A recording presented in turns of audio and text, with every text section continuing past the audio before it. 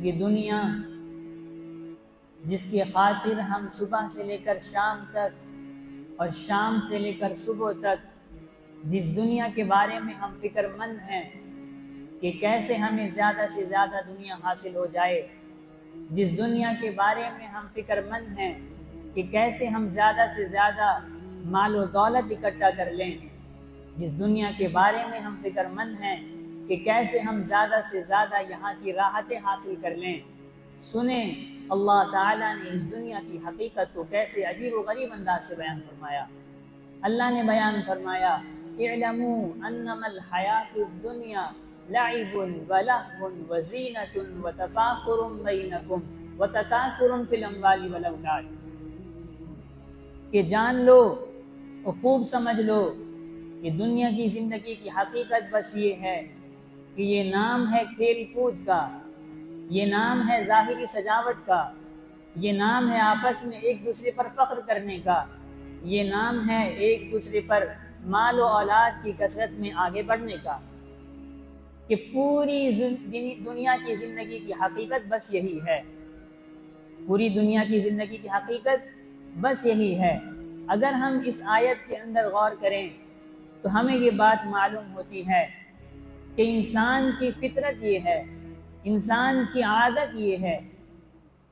کہ وہ ایک دور میں، ایک وقت میں، ایک مرحلے میں اسے ایک چیز بہت محبوب نظر آتی ہے،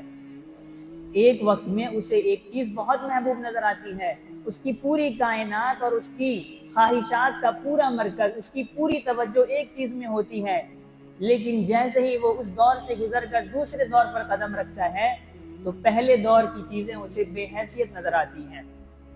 پہلے دور کی چیزیں اسے بے وقعت نظر آتی ہیں اور ہیچ نظر آتی ہیں، اس کی کوئی حیثیت اور کوئی اہمیت اس کی نظر میں نہیں رہتی، اور اس کی ساری خواہشات پھر دوسرے دور کی چیزوں سے جڑ جاتی ہیں۔ لیکن وہ بندہ اور وہ انسان جب تیسرے دور پر قدم رکھتا ہے تو پھر تیسرے دور کی چیزوں سے وہ دل لگاتا ہے اور پہلے اور دوسرے دور کی چیزوں کو وہ بھول جاتا ہے، اور اس کی کوئی حیثیت اس کی نظر میں نہیں ہوتی۔ یہ انسان کی فطرت ہے، یہ انسان کی عادت ہے۔ اسی عادت کو اور اسی فطرت کو اللہ تعالیٰ نے اس آیت کریمہ کے اندر ایک عجیب انداز سے بیان فرمایا، اعلموا انما الحیات الدنیا لعب ولہو، کہ جان لو کہ دنیاوی زندگی محض کھیل کود ہے۔ مفسرین بیان فرماتے ہیں کہ انسان کی زندگی کے چند مراحل ہیں، چند دور ہیں، چند اوقات ہیں۔ سب سے پہلا مرحلہ وہ ماں کی گود ہے، بالکل ابتدائی دور، جب انسان بالکل چھوٹا سا بچہ ہوتا ہے تو اس وقت اس کی ساری خواہشیں، اس کی ساری توجہ جس چیز سے وابستہ ہوتی ہیں وہ کیا ہے؟ وہ کھیل اور کود ہے۔ چھوٹے بچے کو کیا چاہیے؟ صرف کھیل چاہیے۔ پھر کھیل کی بھی دو قسمیں ہیں، ایک وہ کھیل جس کا کوئی معنی نہیں، کوئی مقصد نہیں، نہ اس میں ہار کی بات ہوتی ہے، نہ اس میں جیت کی بات ہوتی ہے، نہ اس میں فزیکلی اعتبار سے کوئی فائدہ، نہ مینٹلی اعتبار سے کوئی فائدہ نہیں ہے۔ اس کھیل سے اس بچے کی توجہ ہوتی ہے۔ چھوٹے بچے کو اگر آپ ایک کھلونا دے دیں، ایک بجنے والی چیز دے دیں، بس وہ اسی میں بزی ہے اور اسی میں اس کا سارا وقت گزر رہا ہے۔ اگر آپ چھوٹے بچے سے اس کھلونے کو لے لیں، وہ چیخنے لگتا ہے، وہ رونے لگتا ہے اور اسے یوں محسوس ہوتا ہے کہ میری ساری دنیا اجڑ گئی، میری ساری کائنات چھین گئی، یہ اس کی خواہش ہوتی ہے، یہ ہے لعب۔ مفسرین نے بیان فرمایا کہ وہ کھیل جس کا کوئی معنی، کوئی مقصد، کوئی ہار جیت کی بات نہ ہو، اسے لعب کہا جاتا ہے۔ ایک دوسرا دور آتا ہے، وہی بچہ جب ذرا بڑا ہوتا ہے، اسے ذرا سمجھ بوجھ آتی ہے، اسے ذرا شعور آتی ہے، کچھ باتیں وہ سمجھنے لگتا ہے، صحیح اور غلط میں ہلکی سی اسے تمیز آنے لگتی ہے، تو اب اس دور میں اس کی خواہشات اور اس کی توجہ کا جو مرکز ہوتا ہے وہ کھیل ہوتا ہے جس کے کوئی معنی اور مقصد ہوتے ہیں، جس میں ہار جیت کی بات ہوتی ہے۔ اب اس بچے کو چونکہ اس نے دوسرے دور پر قدم رکھ لیا، پہلے دور کی چیزیں اور وہ کھیل جس کے لیے وہ بچپنے میں جان چھڑکتا تھا، جس کے سارے اوقات انہی کھیل میں صرف ہوتے تھے، انہی جھنجھنے اور کھلونے میں صرف ہوتے تھے، ذرا سے بڑے ہونے کے بعد اب اس بچے کو اگر کوئی وہ کھلونا لا کر دے تو نہ صرف یہ کہ وہ خوش نہیں ہوگا بلکہ غصہ ہوگا کہ تم نے مجھے چھوٹا بچہ سمجھ رکھا ہے جو یہ کھلونا مجھے دیا ہے۔ دیکھیں وہ بچہ جو کل تک اسی کھلونے سے پورا وقت گزار رہا تھا، آج اس بچے کو وہ کھلونا پسند نہیں آ رہا، چونکہ اس نے دوسرے دور پر قدم رکھ دیا۔ اب اسے اس دور کے جو کھیل ہیں اس میں بالکل لگا ہوا ہے، بالکل مست ہے، اور اس کے سارے اوقات اسی میں صرف ہو رہے ہیں، نہ کھانے کی فکر، نہ سونے کی فکر،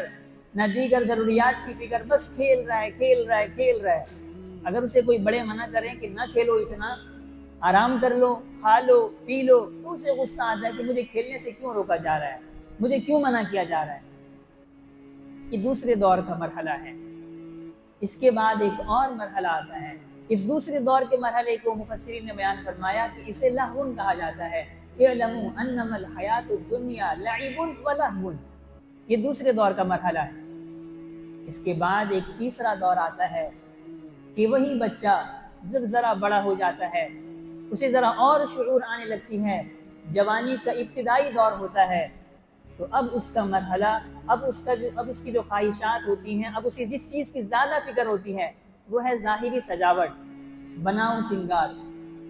جوانی کے بعد اسے یہ خواہش ہوتی ہے کہ میں ہر اعتبار سے بہتر نظر آؤں، میرے کپڑے اعلیٰ قسم کے ہوں، فیشن کے مطابق ہوں،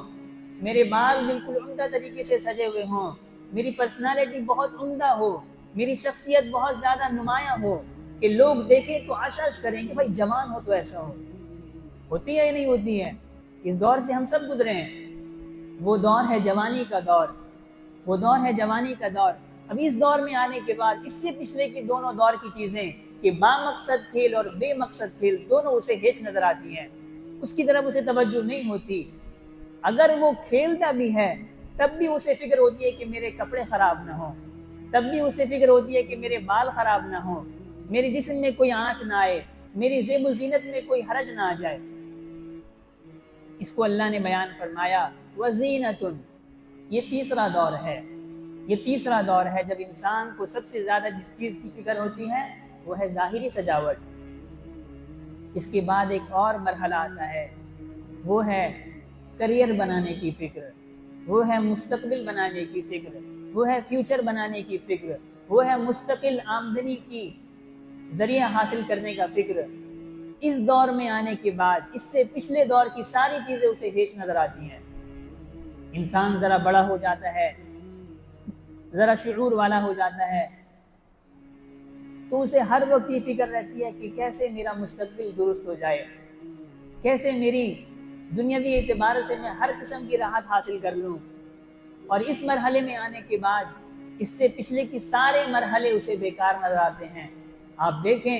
کہ جب اس بندے کو کریئر بنانے کی فکر سوار ہوتی ہے اور گم ہوتا ہے، نہ تو اسے اپنے کپڑے کی فکر ہے،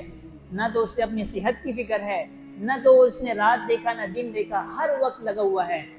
کئی لوگوں سے رابطہ کر رہا ہے، کئی ذریعے اختیار کر رہا ہے، سوچ رہا ہے کہ کہیں یہاں سے مجھے کچھ حاصل ہو جائے، یہاں سے مجھے کچھ حاصل ہو جائے، میری مستقل آمدنی کا ذریعہ متعین ہو جائے، اسی فکر میں لگا ہوا ہے۔ اس کے بعد ایک اور مرحلہ آتا ہے کہ جب انسان بوڑھا ہو جاتا ہے، یہ آخری مرحلہ ہے،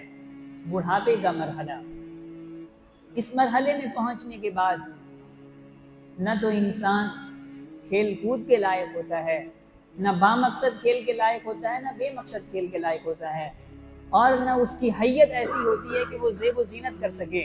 سجاوٹ کر سکے، بناؤ سنگار کر سکے، اور نہ وہ کریئر بنانے کے لائق ہوتا ہے۔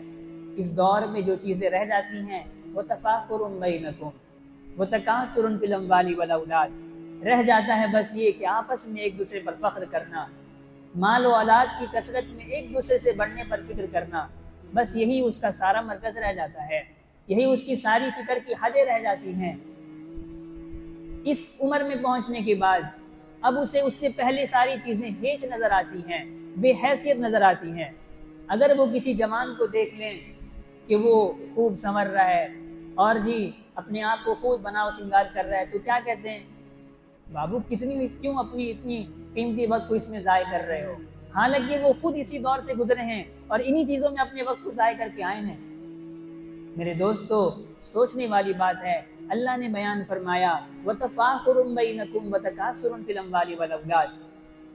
کہ بڑھاپے میں پہنچنے کے بعد سب چیز کی حقیقت معلوم ہو گئی کہ بے مقصد کھیل کی کوئی حیثیت نہیں. بڑھاپے میں پہنچنے کے بعد معلوم ہوا کہ با مقصد کھیل کی بھی کوئی حیثیت نہیں, زیب و زینت کی بھی کوئی حیثیت نہیں, کریئر بنانا ہی سب کچھ نہیں. آپس میں فخر کرنا اور مال و اولاد کی کثرت پہ فخر کرنا, اس کو جو آخری مرحلے میں سب کچھ سمجھتا ہے, اس کی حقیقت بھی وہاں سامنے ہوگی. یہاں مرحلہ ختم نہیں ہوا, ایک اور مرحلہ ہے, ایک اور وقت آنے والا ہے. وہ ہے موت کے بعد کا مرحلہ, وہ ہے آخرت کا مرحلہ. وہاں پہنچنے کے بعد انسان کو اس دنیا کی حقیقت کا علم ہوگا. وہاں پہنچنے کے بعد یہاں کی ساری حقیقتیں کھلیں گی. یہاں کی ساری چیزیں جو ہمیں خوشنما نظر آ رہی ہیں, جو چیزیں ہمیں بہت زیادہ محبوب نظر آ رہی ہیں, ہم نے کہا ابھی کہ ایک دور سے گزرنے کے بعد دوسرے دور میں جانے کے بعد پہلے دور کی چیزیں بے حیثیت نظر آتی ہیں. ٹھیک اسی طرح یہاں سے جانے کے بعد, آخرت میں پہنچنے کے بعد, مرنے کے بعد, یہاں سے آنکھ بند ہونے کے بعد انسان کو دنیا کی حقیقت سمجھ آئے گی کہ اس کی کوئی حیثیت نہیں تھی. لیکن میرے دوستو, میرے بھائیوں, بات دراصل یہ ہے کہ ہمیں اس دنیا کی حقیقت کو وہاں نہیں سمجھنا, ہمیں اس دنیا کی حقیقت کو یہیں سمجھنا ہے. ہمیں اس دنیا کی حقیقت کو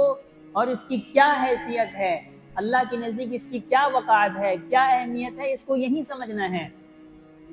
اگر وہاں جا کر سمجھیں تو وہاں جا کر سمجھنے سے کوئی فائدہ نہیں ہے,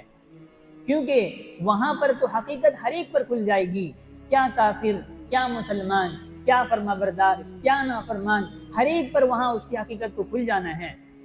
حقیقت کو سمجھنا دراصل اسی دنیا میں رہ کر ہے, کیونکہ اللہ کے نبی علیہ الصلوۃ والسلام نے اور قرآن کریم کے اندر بھی جا بجا اللہ نے اس کی حقیقت کو بیان فرمایا. آگے اللہ نے فرمایا کمثل غیث اعجب الکفار نباتہ. ایک بہت آسان سی مثال کے ساتھ اللہ نے اس دنیا کی حقیقت کو سمجھایا ہے. چونکہ قرآن کریم کے اول مخاطب عرب والے تھے, ان میں اکثر بدو لوگ تھے, دیہاتی لوگ تھے, ان کی زبان میں آسان فہم میں اللہ نے سمجھایا کہ اس دنیا کی مثال اس بارش کی سی ہے کہ جس سے اگنے والی چیزیں اور اس سے اگنے والے نباتات کسانوں کو اور کاشتکاروں کو بہت اچھی معلوم ہوتی ہے. ثم یہیج,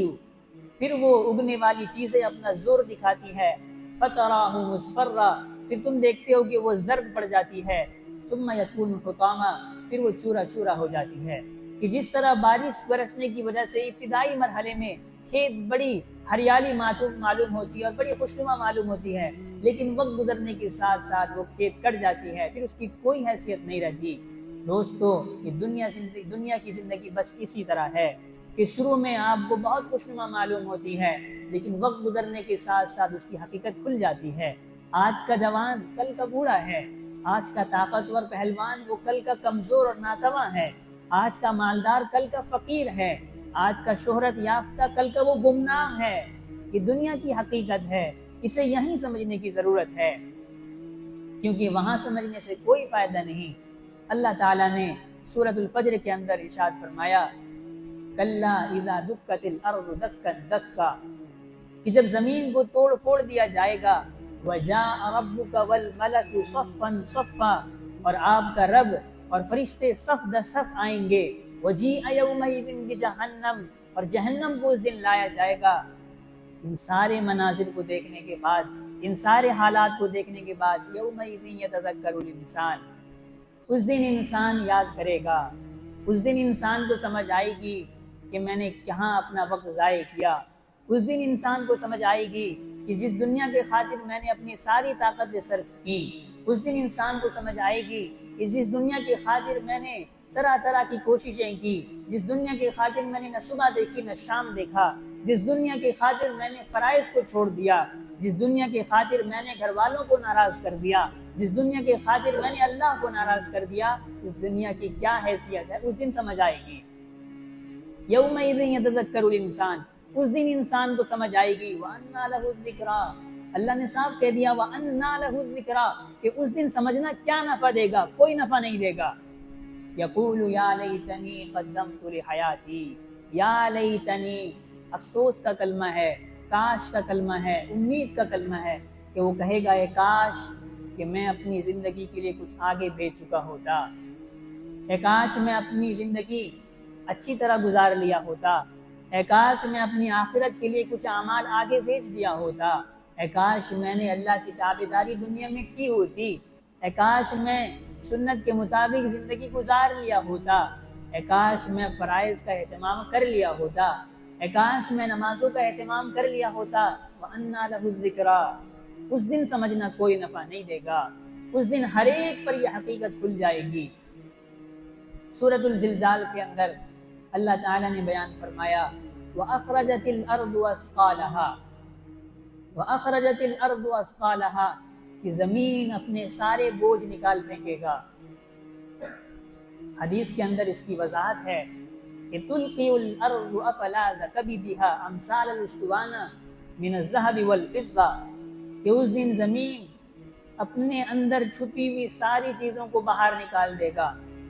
اور وہ باہر نکلنے والی چیزیں کیسی ہوں گی؟ پہاڑوں کی طرح ہوں گی، ستونوں کی طرح ہوں گی۔ وہ کیا ہوں گی؟ من الذهب والفضة، سونا ہوگا، چاندی ہوگا۔ آج وہ سونا جس کی رتی کی بھی بہت زیادہ قیمت ہے، کل وہ پہاڑوں کی شکل میں ہوگا، کل وہ ستونوں کی شکل میں ہوگا، لیکن اس کی کیا حیثیت ہوگی؟ حدیث میں اللہ کے نبی علیہ السلام نے آگے فرمایا فَيَجِيءُ الْقَاتِلُ، کہ قاتل آئے گا، فَيَقُولُ فِي هَذَا قَتَلْتُ فی ہذا قتلت، وہ ان سونے اور چاندی اور ظواہرات کے ڈھیر کو جب دیکھے گا کیا کہے گا کہ اسی چیز کی خاطر میں نے فلاں کو قتل کیا۔ یہ اس کی حیثیت ہے کہ آج اس کو کوئی پوچھنے والا نہیں ہے، ستونوں کی شکل میں اتنا پہاڑ بن کے رکھا ہوا ہے، اسی کی خاطر میں نے فلاں کو قتل کیا۔ وَيَجِيءُ الْقَاطِعُ، رشتہ کو توڑنے والا آئے گا، وَيَقُولُ فِي هَذَا قَطَعْتُ رَحِيمِي، اسی کی وجہ سے میں نے اپنے رشتہ داروں کو ان سے نفرت کی، اسی مال و دولت کی وجہ سے میں نے اپنے گھر والوں کو دکھ اور تکلیف پہنچایا، یہی وہ مال ہے جس کی وجہ سے میں نے رشتہ ناتا کو توڑا، قطع رحمی کی۔ اس دن حقیقت تو سب کو سمجھ آنی ہے۔ وَيَجِيءُ السَّارِقُ، چور آئے گا، فَيَقُولُ فِي هَذَا قُطِعَتْ يَدِي، یہی وہ مال و دولت ہے، یہی وہ زمین و جائیداد ہے جس کی وجہ سے میرے ہاتھ کاٹ دیے گئے تھے۔ ثم يدعونه، پھر وہ اسے چھوڑ دیں گے، فلا ياخذون منه شيئا، فلا ياخذون منه شيئا، اس میں سے رتی برابر بھی کچھ نہیں لیں گے، چھوڑ کر چلے جائیں گے۔ میرے دوستو، دنیا کی حقیقت کو سمجھنا ہے تو یہیں رہ کر سمجھنا ہے، وہاں تو ہر ایک کو سمجھ آئے گی، وہاں تو قاتل کو بھی سمجھ میں آ جائے گا کہ دنیا کے لیے میں نے کیا غلط قدم اٹھایا تھا، وہاں تو چور کو بھی سمجھ آ جائے گا میں نے دنیا کے لیے جو کیا وہ غلط کیا، وہاں تو رشتہ کو توڑنے والے کو بھی سمجھ آ جائے گا کہ میں نے تو دنیا میں زندگی کے لیے، دنیا کے لیے میں نے جو کچھ کیا وہ غلط کیا۔ اصل سمجھنے کی بات تو اسی دنیا میں رہ کر ہے، تب جا کر ہمیں وہاں فائدہ دے گا۔ میرے دوستو، جس دنیا کی خاطر، جس مال و دولت کے خاطر، یہاں جس آرام اور راحت کے خاطر ہم اپنی ساری توانائیاں، اپنی ساری کوششیں، اپنی ساری اوقات صرف کر رہے ہیں، اس دنیا کی اللہ کے نزدیک کوئی حیثیت نہیں ہے، اس دنیا کی اللہ کے نزدیک کوئی حیثیت نہیں ہے۔ اللہ کے نبی علیہ الصلوۃ والسلام نے حدیث کے اندر ارشاد فرمایا لو كانت الدنيا تعدل عند الله جناح بعوضة ما سقى كافرا منها شربة ماء، کہ اگر اس دنیا کی حیثیت اور اس کی وقعت اللہ کے نزدیک ایک مچھر کے پر کے برابر ہوتی، یہ آپ علیہ السلام کے لفظ ہیں، جناح بعوضۃ، کہ مچھر کے پر کے برابر بھی اس دنیا کی کوئی حیثیت اللہ کے نزدیک ہوتی، ما سقا کافرا منها شربۃ ماء، تو اللہ تعالیٰ اس دنیا سے کسی کافر کو ایک گھٹ پانی بھی نہ دیتے۔ آج کافر کو ایک گھٹ پانی نصیب ہے، معلوم ہوا کہ اللہ کے نزدیک اس دنیا کی مچھر کے پر کے برابر حیثیت نہیں، لیکن اللہ نے ایک گھوٹ سے کئی گنا زیادہ دنیا دے رکھا ہے کافروں کو۔ اس کا کیا معنی ہوا؟ اس کا معنی یہ ہوا کہ مچھر کے پر سے بھی کم تر اور اس سے زیادہ ذلیل ترین یہ دنیا اللہ کے نزدیک ہے۔ اتنی ذلیل ترین، اتنی حقیر ترین، اتنی کم ترین چیز کو آج ہم نے سر پہ چڑھایا ہوا ہے، اتنی عزیز ذلیل ترین چیز کو ہم نے عزیز ترین بنا دیا، اتنی کم ترین چیز کو ہم نے بہترین بنا دیا، اور اسی کے لیے ہم نے اپنی ساری کوششیں اور ساری توانائیاں صرف کر رہے ہیں۔ میرے دوستو، آج ہمیں جاگنے کی ضرورت ہے، ہمیں اس دنیا کی حقیقت کو سمجھنے کی ضرورت ہے، قبل اس کے کہ ہمارا وقت آ جائے پھر اور سمجھنے کا کوئی وقت ہمارے پاس نہ رہے۔ اللہ تعالیٰ نے قرآن کریم کے اندر ایک جگہ ارشاد فرمایا وَأَنفِقُوا مِمَّا رَزَقْنَاكُمْ مِن قَبْلِ أَن يَأْتِيَ أَحَدَكُمُ الْمَوْتُ فَيَقُولَ رَبِّ لَوْلَا أَخَّرْتَنِي إِلَىٰ أَجَلٍ قَرِيبٍ، کہ خرچ کرو ان چیزوں میں سے جو ہم نے تمہیں دے رکھا ہے قبل اس کے کہ آ جائے تمہارے پاس، تم میں سے کسی کے پاس موت، فیقول، وہ کہنے لگے ربی لولا اخرتنی الی اجل قریب، کہ مجھے تھوڑی سی مہلت دے دیجئے، مجھے چند لمحوں کے لیے مہلت دے دیجئے، مجھے کچھ منٹوں کے لیے مہلت دے دیجئے، کچھ سیکنڈوں کے لیے مہلت دے دیجئے، فاصدق، میں ان لمحوں میں، میں ان وقتوں میں صدقہ کروں گا، خیرات کروں گا، آپ کے راستے میں خرچ کروں گا، وَأَكُن مِّنَ الصَّالِحِينَ، اور میں نیک لوگوں میں سے ہو جاؤں گا۔ یا اللہ مجھے تھوڑی سی مہلت دے دیجئے، بس مختصر سا وقت دے دیجئے، میں یہ لکھ دوں گا کہ میرا فلاں مال فلاں کو دے دینا، میں یہ لکھ دوں گا کہ میرا فلاں مال مدرسے میں اتنا دے دینا، میں یہ لکھ دوں گا کہ فلاں مال میرا مسجد میں دے دینا، فلاں مال مسکین کو دے دینا، فلاں مال غریبوں میں تقسیم کر دینا، اور جتنے خیر کے کام ہیں سب میں لکھنے کی اور وصیت کر دوں گا، مجھے تھوڑی سی وقت دے دیجئے۔ وَأَكُن مِّنَ الصَّالِحِينَ، میں توبہ استغفار کر لوں گا، وَأَكُن مِّنَ الصَّالِحِينَ، میں عبادت کر لوں گا، میں نماز پڑھ لوں گا، میرے ذمے جو کمیاں کوتاہیاں رہ گئی ہوں گی میں اس سے آپ سے معافی مانگ لوں گا، اور میں نیک لوگوں میں سے ہو جاؤں گا، مجھے تھوڑی سی مہلت دے دیجئے۔ یہ انسان آخری وقت میں تمنا کرے گا، لیکن اللہ نے کیا بیان فرمایا؟ صاف صاف بیان فرما دیا وَلَن يُؤَخِّرَ اللَّهُ نَفْسًا إِذَا جَاءَ أَجَلُهَا، کہ جب کسی شخص کا متعینہ وقت آ جائے، موت کا وقت آ جائے، تو اسے ایک سیکنڈ کے لیے بھی مہلت ہرگز نہیں دی جائے گی۔ یہ نہیں کہ نہیں دی جائے گی، بلکہ تاکید کے ساتھ لَن يُؤَخِّرَ اللَّهُ نَفْسًا إِذَا جَاءَ أَجَلُهَا، کہ اللہ تعالیٰ کسی شخص کو ذرہ برابر بھی مہلت نہیں دیں گے جب اس کا متعینہ وقت آ جائے۔ واللہ خبیر بما تعملون، اللہ تعالیٰ ہر چیز سے پورا واقف ہے۔ میرے دوستو، یہ دنیا کی حقیقت کچھ بھی نہیں ہے، یہ دنیا کی حیثیت کچھ بھی نہیں ہے۔ افسوس ہے کہ ہم نے اس دنیا کو سب کچھ سمجھ رکھا ہے۔ جا بجا کئی موقع پر اللہ کے نبی علیہ الصلوۃ والسلام نے صحابہ کو بھی اس دنیا کی حقیقت کو بارہا سمجھایا۔ ایک صحابی ہیں، ان کے کندھے پر آپ نے ہاتھ رکھا اور یوں اس طرح جھنجھوڑا اور کہا کن فی الدنیا کأنک غریب او عابر سبیل، کہ دنیا میں ایسے رہو جیسے کوئی راہ گزر رہتا ہے یا کوئی اجنبی رہتا ہے۔ اجنبی اور راہگیر کو کیا سروکار ہے؟ اجنبی اور راہگیر کو کیا سروکار ہے کسی اور چیز سے؟ اسے تو اپنے منزل کی فکر ہے، اسے تو اپنے منزل کی فکر ہے۔ بے وقوف ہے وہ شخص جو منزل میں پہنچنے کے بجائے راستے کی چیزوں سے دل لگائے بیٹھے، بے وقوف ہے وہ شخص۔ ایک اور موقع پر اور زیادہ واضح انداز سے اللہ کے نبی علیہ الصلوۃ والسلام نے اس دنیا کو مثال سے سمجھایا کہ مالی ولی دنیا، مالی ولی دنیا، کہ مجھے دنیا سے کیا سروکار، مجھے دنیا سے کیا مطلب، انما مثلی و مثل الدنیا کراکب، کہ میری مثال اور دنیا کی مثال اس سوار کی ہے استظل تحت شجرۃ، کہ جس نے آرام کرنے کے لیے، تھوڑی دیر جسم کو راحت دینے کے لیے، سستانے کے لیے ایک درخت کا سایہ لیا، ثم راح وترکھا، پھر جب اسے وہ سستی دور ہو گئی، وہ تھکن دور ہو گیا، پھر وہ اٹھا اور چل دیا اور اس درخت کو چھوڑ دیا۔ اب آپ بتائیں کہ ایک شخص منزل کے لیے جا رہا ہو، اس کا سفر بہت لمبا ہو اور وقت اس کے پاس بہت کم ہو، وہ منزل کے جاتے دوران اگر اسے تھوڑی تھکن محسوس ہو جائے اور وہ تھوڑی دیر کسی دیر رک جائے تو وہ کتنی دیر آرام کرے گا؟ چونکہ اس کے پاس وقت بہت کم ہے تو کیا وہ زیادہ دیر آرام کرے گا؟ نہیں کرے گا، وہ بہت مختصر وقت کے لیے ٹھہرے گا، اور وہاں ٹھہرنے کے دوران میں وہ کیا کرے گا؟ وہیں ٹھہر جائے گا اور اپنا سارا سامان وہیں کھول لے گا اور وہیں رہنے کا ارادہ کر لے گا؟ نہیں، اسے تو اپنے منزل کی فکر ہے، اس سے تو ایک ہدف ہے، اس کے پاس ایک ٹارگٹ ہے کہ مجھے فلاں جگہ جانا ہے۔ میرے دوستو، یہی مثال اس دنیا کی ہے کہ ہمارا منزل آخرت ہے، ہماری منزل جنت ہے، دنیا نہیں ہے۔ یہ صرف استظل تحت شجرۃ، ایک درخت کے نیچے سایہ حاصل کرنے کی طرح ہے۔ بہت مختصر سا وقت ہمیں ملا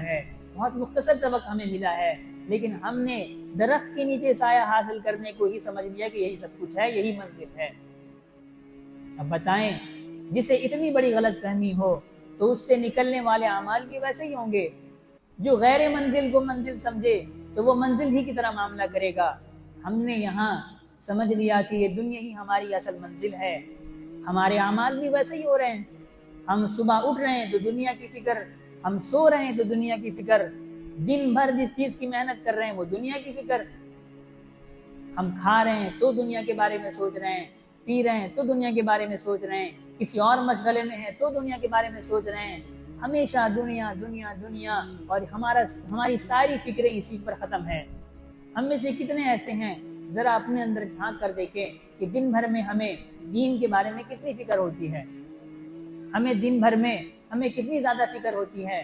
میرے دوستو، سمجھنے والی بات ہے اور غور کرنے والی بات ہے، اور اس دنیا کی حقیقت کو یہی سمجھنے کی ضرورت ہے۔ اگر ہم نے اس دنیا کی حقیقت کو یہاں نہیں سمجھا، پھر کل قیامت کے دن اللہ تعالیٰ کہیں گے وَأَنَّىٰ لَهُ الذِّكْرَىٰ، آج سمجھنا کیا نفع دے گا۔ اسی لیے میرے بھائیوں، دعا فرمائیں اللہ تعالیٰ سے کہ اللہ تعالیٰ ہمارے دلوں میں دنیا کی حقیقت کو کھول دے اور آخرت کی اہمیت اور اس کی وقعت ہمارے دلوں میں ڈال دے، اور اسی کے مطابق ہمیں زندگی گزارنے کی توفیق عطا فرمائے۔ اللہ تعالیٰ کہنے سننے سے زیادہ عمل کی توفیق عطا فرمائے۔ وآخر دعوانا الحمدللہ رب العالمین۔